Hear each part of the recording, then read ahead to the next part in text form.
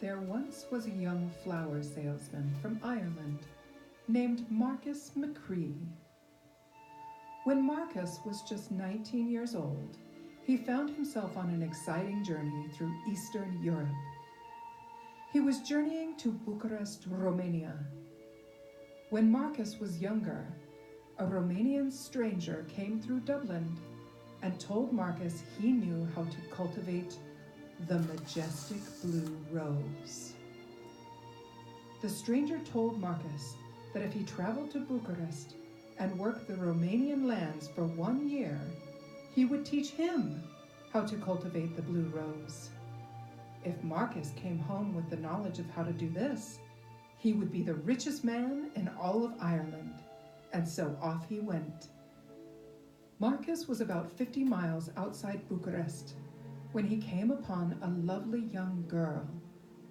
She looked about a year or two younger than he was, and was leaning up against a greenwood tree and crying. His feet were tired, and he needed a rest, so he stopped and asked her what was wrong. "Oh no, lass. Why is such a beautiful girl like you crying on such a fine day? Unburden yourself, and I, Marcus McCree, will help you get the better of it." The girl lifted her tear-streaked face and tried to tell him. Her name was Zedkia, and she explained the reason for her tears. "My father has returned home today from a very long journey, but it is not a happy reunion. He warned my brothers and I that if he came home late, disastrous things would happen." Zedkia's father was Gorcha. He was a warm and hospitable man that had left the year prior. He said he was away to track down a Serbian outlaw that was rumored to be a monstrous and blood-sucking Vordelak. Gorcha told his 3 children that he would be home within 12 months, and that if he was gone even 1 hour past the year mark, they were to kill him by driving a stake into his heart. He told them if they did not do this, they would become hideous monsters. He has come home after 12 months and 1 day, but he seems his old self, with no change to his demeanor. But now my 2 brothers are at home fighting over whether or not to kill him." Marcus comforted Zedkia.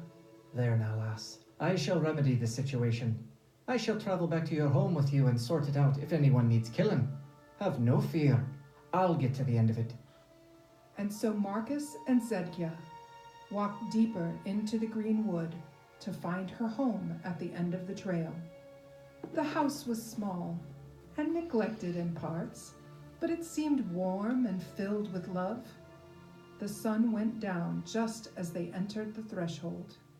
And indeed, once inside, Marcus saw Zedkia's brothers, Dorte and Philip, fighting over a miserable Gorcha who sat distraught in the corner. Philip argued to kill his father, while Dorte argued that all seemed well and they would be killing an innocent man. At the sight of a new visitor, everyone calmed down and turned their attention on Marcus. "Let us eat," said Zedkia, "and see what the evening brings." So for 3 whole days, it was the same. Marcus worked their land and shared food and drink with the family, and indeed saw nothing was amiss. It was so uneventful and quiet that Marcus and Zedkia had time to get to know one another and fall deeply in love. But at last, Marcus needed to travel on and learn how to cultivate the blue rose. So he kissed Zedkia goodbye and left the little house. The 2 promised they would write to one another for the next year. Zedkia did write to Marcus. At first her letters were common but sweet. But then they came with disturbing news. One letter said the sheep in the fields had been slaughtered in the night by what they thought was a dire wolf. Another letter said that a neighbor's toddler had been stolen away, with blood trails leading through the forest.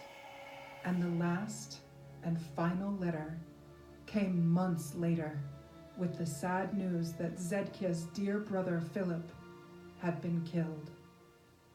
Each letter ended the same way, with the words, "Please, come back."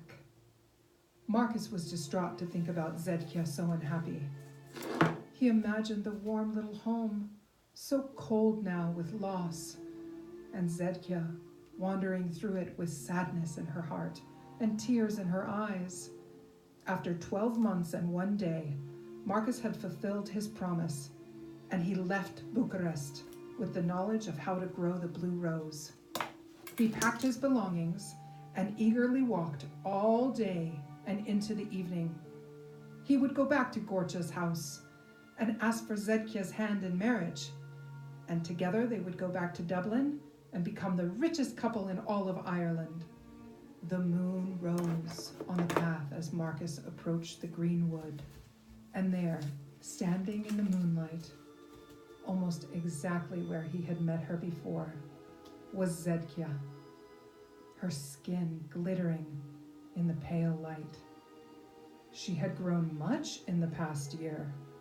She was not an innocent girl that he remembered. This was a blossomed young woman, her body ready for the pleasures of marriage. She threw her arms around Marcus, and he blushed. He could not hide his excitement when she said her father and brother had been deep in their cups and were passed out in their beds, which means you can join me in mine. Zedkia giggled with girlish delight as she pulled Marcus down the path to the darkened house. He kissed her and laughed as they came across the doorway. But once inside, Marcus caught a chill and sensed something was wrong. It was too dark, and the smell of death sent an alarm to his brain like a flash. Beyond the threshold, he heard a snarl, and 3 pairs of impossibly strong hands grabbed Marcus and pinned him down on the wooden dining table. He looked into the snarling faces of his captors. They were ghastly, with huge teeth. But in horror, he recognized them. This was Gorcha, and Dorte, and Philip. Marcus was so frightened that he shut his eyes tight and prayed to wake from this nightmare. But then he heard the voice of Zedkia, his love. He opened his eyes once more to see his sweetheart, much changed by the darkness. She too had become a blood-sucking Vordelak. Marcus kicked and screamed, and Zedkia laughed in a evil tongue. She unhinged her massive jaws, slashed into his chest, and devoured Marcus's heart as he looked on. And that was the end of poor Marcus McCree.